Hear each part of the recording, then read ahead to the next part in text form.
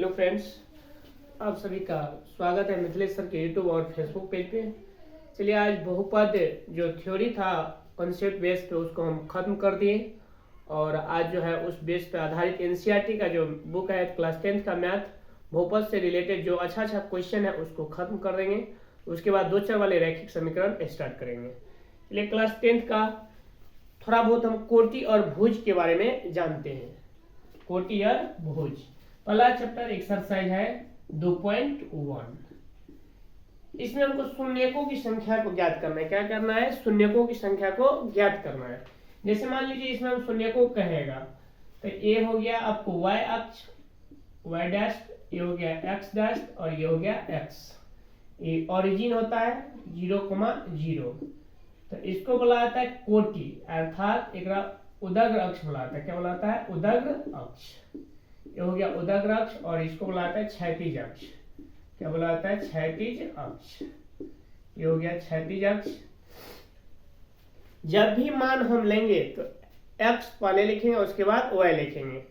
अब x अक्ष को हम क्षैतिज अक्ष कहते हैं और y अक्ष को उदग्र अक्ष कहते हैं। तो इसमें यदि हम 3,2 ले अब कहे तो इसमें कोटि, तो कोटि जितना हो कितना हुआ इसमें कोटि हो गया 2 और भुज हो गया इसमें, भुज जो है इसमें 3 हो गया। कोटि y अक्ष को बोला जाता है, भुज x अक्ष को बोला जाता है। मतलब y अक्ष के जो मान होगा वो कोटि कहलाएगा और जो x अक्ष का जो वैल्यू होगा वो होगा भुज। अब इसमें हमको शून्यकों की संख्या ज्ञात करना है। इसमें हमको शून्यकों की संख्या तो y अक्ष पे जो काटा जाता है तो कोटि को गिना नहीं जाता है। उधर क्षैतिज अक्ष में जो x अक्ष पे जो काटाएगा वही शून्यकों को दर्शाएगा। तो x अक्ष पे मान लीजिए यहाँ पे हमको कहेगा शून्यकों की संख्या कितना है, तो यहाँ पे गिनेंगे 1 2 3 बार। तो इसीलिए इसमें जो हो गया शून्यकों की संख्या, शून्यकों की संख्या इसमें हो जाएगा, शून्यकों की संख्या 3 हो जाएगा। कितना हो जाएगा? 3 हो जाएगा। यदि इसी पे आधारित यदि अगला क्वेश्चन यदि हमको दे दे, यदि अगला क्वेश्चन हमको यदि दे दे कि इसमें शून्यकों की संख्या कितना होगा, इसमें शून्यकों की संख्या कितना होगा। जैसे मान लीजिए यहाँ पे हमको कहे इसमें शून्यकों की संख्या, तो यहाँ पे देखेंगे x अक्ष पे कितना बार कटा है? 1 बार। x अक्ष पे कितना बार कटा है? 1 बार। इसमें शून्यकों की संख्या यदि काउंटिंग करेंगे शून्यकों की संख्या, तो शून्यकों की संख्या इसमें हो जाएगा, शून्यकों की संख्या हो जाएगा कितना बार कटा है? 1। तो शून्यकों की संख्या हो गया 1। ये बहुपद का जो 2.1 जो चैप्टर है इसमें शून्यकों की संख्या से रिलेटेड ही है। इसमें कोटि के बारे में जानना था आपको, भुज के बारे में जानना था, कोटि और भुज के बारे में आपको समझा दिए और शून्यकों की संख्या इस आधारित पर आपको बहुत सारे क्वेश्चन दिया हुआ है। इसमें बहुत सारे इस चैप्टर में क्वेश्चन दिया हुआ है, आप आराम से निकाल सकते हैं। 2.1 खत्म हो गया। जरूर इस क्वेश्चन का अगला क्वेश्चन हम दे रहे हैं आप लोग को, इसका क्वेश्चन का जवाब दीजिएगा। अगला क्वेश्चन हम दे रहे हैं कि इसमें हमको शून्यकों की संख्या ज्ञात करना है। कमेंट में जरूर आप बताइएगा कि इसमें शून्यकों की संख्या कितना होगा। जैसे मान लीजिए हम यहाँ पे दे दिए कि इसमें शून्यकों की संख्या कितना होगा, शून्यकों की संख्या, शून्यकों की संख्या बराबर व्हाट। अब इसमें आप कमेंट में जरूर बताइएगा कि इसमें शून्यकों की संख्या कितना होगा। तो आप शून्यकों की संख्या हमको जरूर बताइएगा कि इस क्वेश्चन में शून्यकों की संख्या कितना होगा। अब 2.1 खत्म हो गया। अब चलिए 2.2 में, 2.2 में अब जो चैप्टर हम चालू कर रहे हैं तो इससे पहले वाले वीडियो को जरूर आप YouTube पे देखिएगा। जो थ्योरी बेस्ड आधारित बहुपद का होता है वो सारा थ्योरी आपको खत्म कर दिए। यदि थ्योरी पढ़िएगा तब आपको क्वेश्चन जो बनाएंगे हम उस समझ में आपको तब आएगा। अब इस आधारित पर हम एक क्वेश्चन लेते हैं, उसको बना करके आपको दिखलाते हैं।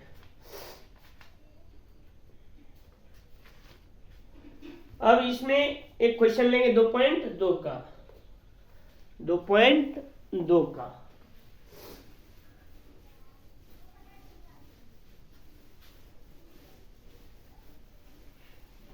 अब 2.2 में हम लेंगे, 2.2 में, तो 2.2 में लेंगे एक्सरसाइज 2.2। 2.2 तो 2.2 में कह रहा है कि निम्न द्विघात बहुपदों को शून्य ज्ञात करें और शून्यकों तथा गुणांकों के बीच की संबंध की सत्यता की जांच करें।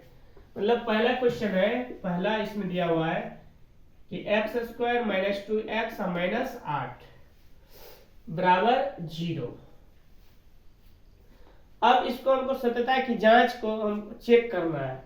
तो गुणनखंड यदि आपको होता होगा फर्स्ट इनटू लास्ट, तो गुणनखंड भी इसमें समझ जाएंगे।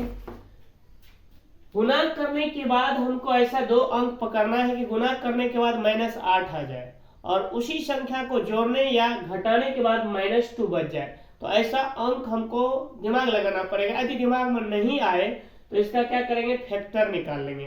फैक्टर निकालने के बाद हम देखेंगे कि -2 आ रहा है या नहीं आ रहा है।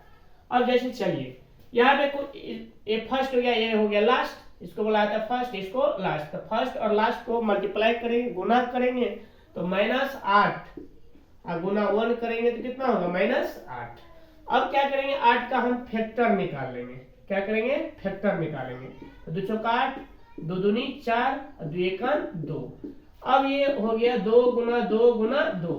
अब इसी में हमको माथा लगाना है कि किसको प्लस करे और किसको माइनस करे, कि जिससे कि -2 आ जाए। अब इसमें हम दिमाग लगेंगे। यदि हम ये दो अंक को आपस में साथ रख देते हैं और इसको अलग कर देते हैं, अब इसमें साइन का हम मतलब डिस्ट्रीब्यूट कैसे करेंगे, किसको प्लस दे किसको माइनस दे। तो इसमें यदि हम माइनस लगा देते हैं, इसमें यदि प्लस लगा देते हैं, जैसे यहाँ पे -4 और यहाँ पे +2 कर देते हैं, तब घटाने के बाद -2 आ जाएगा, मेरा -2 आ जाएगा। और इसी अंक को यदि गुना कर दे, -4 और गुना 2 तो -8 आ गया। मेरा गुणनखंड जो है ये क्लियर हो गया कंसेप्ट। अब देखिए पकड़िए कि गुना करने के बाद -8 आ रहा है, तो गुना करने के बाद -8 आ रहा है, दो अंक वैसे ही, और उसी दो अंक को आपस में जोड़ने या घटाने के बाद -2 पुरना चाहिए, तो -2 पुर गया। अब मेरा फैक्टर जो है, ये फैक्टर ये क्लियर हो गया। अब यहाँ पे क्या लेंगे, तो x square -2x -4x plus 2x -8 बराबर 0 हो गया। अब यहाँ पे कॉमन लेंगे, यहाँ पे भी कॉमन लेंगे। कॉमन लेने का अर्थ ये हुआ कि ऐसा कोई अंक या चर हो या चर कॉमन लीजिए जिससे कि सब में वो उपस्थित हो।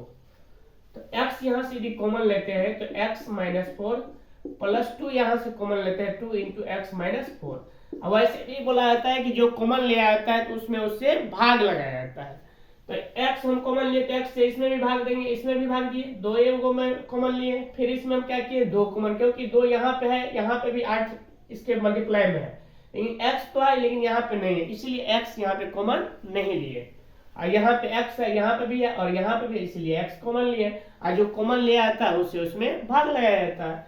अब x कॉमन ले लिए तो x यहाँ पे और यहाँ पर पहला एगो लिख लीजिए और इसके बाद इस दोनों को साथ कर लीजिए, x + 2 बराबर क्या हो गया 0। अर्थात आइदर लगाएंगे, क्योंकि दोनों तरफ 0 है तो एक बार आप नहीं लिख सकते। तो x -4 बराबर 0 हो गया, x + 2 बराबर क्या हो गया 0। x का मान कितना आ गया 4 और x का मान हो गया -2। आप किसी को भी अल्फा बीटा मान सकते हैं, क्योंकि द्विघात बहुपद जब पढ़ रहे हैं तो इसमें दो एक होगा शून्य, अल्फा और बीटा। ये अल्फा का मान हो गया ये बीटा, चाहे इसको अल्फा मानिए चाहे इसको बीटा। अब शून्यांकों की जांच करना है कि मेरा उतना पुर रहा है कि नहीं, सत्यता की जांच करना है। तो जांच हम कैसे करेंगे, तो देखिए जांच, अल्फा प्लस बीटा बराबर फॉर्मूला आप पढ़े -b/a और एक फॉर्मूला पढ़े अल्फा गुना बीटा बराबर c/a। अब जांच करना है। अब अल्फा का मान रखिए यहाँ और यहाँ पे जो फॉर्मूला इस इक्वेशन में सेटिंग कीजिए। अल्फा प्लस बीटा, अल्फा का मान 4 हो गया, बीटा का मान -2 हो गया, फिर माइनस बी का मान यहाँ पे क्या हो गया -2 बटे ए का मान 1, तो माइनस माइनस क्या हो गया +2 बराबर 2। इसका मतलब लेफ्ट बराबर राइट, ये मेरा प्रूव्ड हो गया। अब यहाँ पे इसको जांचना है। तो अल्फा मेरा कितना हो गया, माने हम कितना 4, बीटा का मान है -2 बराबर c/a, c का मान -8, a का मान -1 हो गया। तो 4 और -2 कितना हो गया -8 बराबर -8, यानी LHS बराबर RHS, ये भी मेरा प्रूव्ड हो गया। मतलब मेरा सत्यता की जांच सही है, जो हम जांचे हैं वो मेरा सही है। और इसी तरह से हम क्वेश्चन को बनाएंगे। पहले गुणनखंड को तोड़ेंगे, गुणनखंड को तोड़ने के बाद x का मान निकलेगा, क्योंकि द्विघात है तो 2 को मान निकलेगा, 2 को मान निकल गया, x का मान 4 और -2, चाहे इसको अल्फा मानिए चाहे इसको मानिए, चाहे बीटा इसको मानेंगे तो इसको बीटा मानेंगे। अब इसकी सत्यता की जांच कैसे करेंगे, तो अल्फा प्लस बीटा का फॉर्मूला पर है माइनस बी बाय ए। अब अल्फा का मान यहाँ से लीजिए, बीटा का मान रखिए, फिर यहाँ पे फॉर्मूला वाला सेट कीजिए। उसके बाद देखिए मेरा दोनों लेफ्ट और राइट बराबर हो रहा है कि नहीं। यदि बराबर नहीं होगा तो जो आप जांचे हैं वो आपका गलत हो जाएगा। उसके बाद इसी तरह से इसमें भी चेक करेंगे और सत्यता की जांच मेरा जो दोनों साइड लेफ्ट और राइट यदि बराबर हो गया तो मेरा सत्यता की जांच सही है, नहीं तो आपका जो बनाए हैं वो गलत हो जाएगा। मेरा दोनों तरफ राइट आ रहा है, दोनों तरफ बराबर है, तो इसका मतलब सत्यता की जांच जो हम किए हैं वो मेरा सही है। 2.2 का पहला क्वेश्चन जो इसी आधारित पर आपको क्वेश्चन दिया हुआ है। अब ये पहला नंबर का क्वेश्चन द इंड हो गया। इसके बाद दूसरा नंबर क्वेश्चन देखेंगे। इस आधारित पे क्वेश्चन ज्यादातर नहीं आता है, इस आधारित पे क्वेश्चन आता है।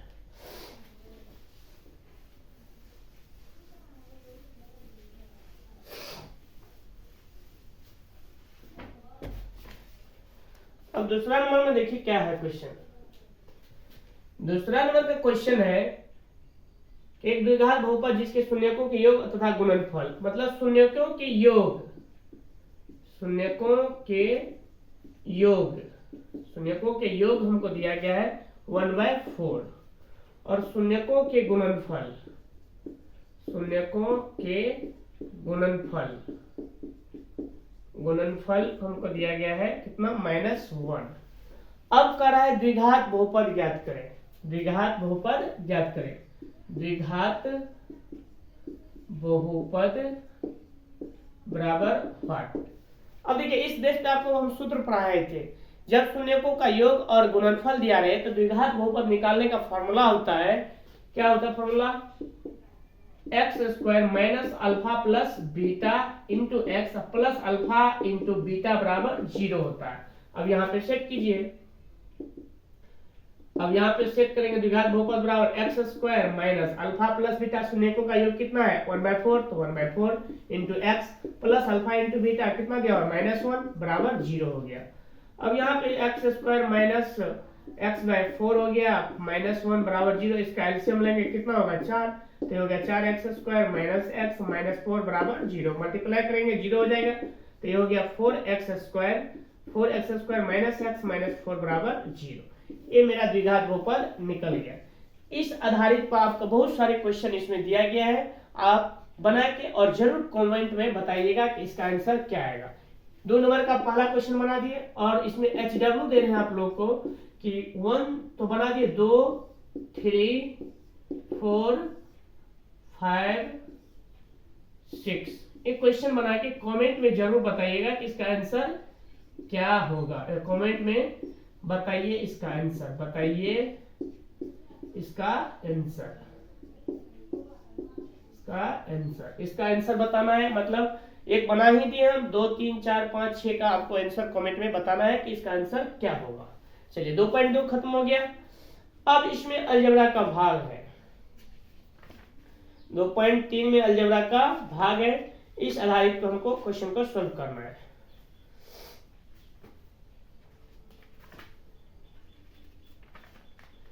यदि आपको अलजेब्रा का भाग आता होगा तब तो बन जाएगा, नहीं तो अन्यथा आप फंस जाइएगा। अब चलिए 2.3 में एक क्वेश्चन ले लेते हैं अलजेब्रा का भाग। एक क्वेश्चन लेना है 2.3।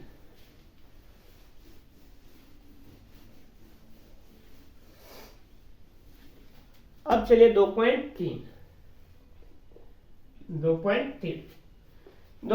में कह रहा है कि इसका मान भाग देने के बाद मतलब शेषफल ज्ञात करें। शेषफल ज्ञात करना है तो एगो भाग सीख लीजिए, उसके बाद हो जाएगा आपको आराम से। भाग होना चाहिए, भाग यदि हो गया तो आराम से दिक्कत कोई नहीं होगा। जैसे यहाँ पे दिया हुआ है पहला क्वेश्चन कि px बराबर दिया हुआ है x³ minus 3x² plus 5x minus 3 और gx बराबर दिया हुआ है gx बराबर x² माइनस 2। अब देखिए px में gx से भाग देना है, ये भाजक हो गया, ये भाज हो गया। अब इससे भाग देने के बाद जितना शेष बचेगा वो शेष निकालने के लिए बोल रहा है। इसमें बहुत सारे तरीका है। यदि एक टर्म में यदि रहता तो x मतलब भाजक के बराबर 0 कर देते, x का मान निकाल करके यहाँ पे पुट कर देते तो मेरा शेषफल निकल सकता है। लेकिन यहाँ पे स्क्वायर दिया हुआ है तो ऐसे में क्या करेंगे, तो इसका हम शेषफल नहीं निकाल सकते हैं। तब कैसे निकालेंगे, तो भाग दे करके निकालेंगे। यदि यहीं पे क्वेश्चन हमको दिया हो रहा था कि x माइनस 2 है भाजक, तब तो यहाँ पे x माइनस 2 बराबर 0 करते, x बराबर 2 हो जाता, यहाँ पे मान रखते बराबर 0 करते तो x का मान निकल जाता, जो होता वही शेषफल होता। लेकिन यहाँ पे स्क्वायर दिया हुआ है, स्क्वायर दिया हुआ है तो पहले भाग देना पड़ेगा आपको।